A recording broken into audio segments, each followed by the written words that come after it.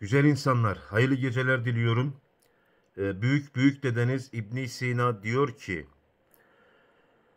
üst solunum yollarına bağlı bulaşıcı hastalıklar, kronik öksürük, boğaz iltihabı, bademcik iltihabı, unutkanlık, eklem ağrıları, yüksek ateş vesaire arkadaşlar.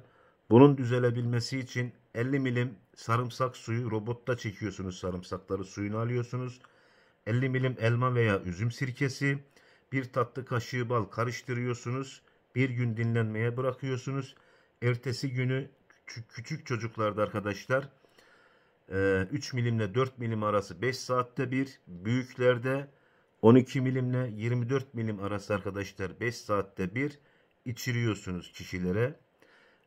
Bu bilgilendirme amaçlıdır. Tavsiye niteliği taşımaz arkadaşlar. Hepinize geçmiş olsun. Allah'a emanet olun. Kendinize iyi bakın. Dua etmeyi unutmayın.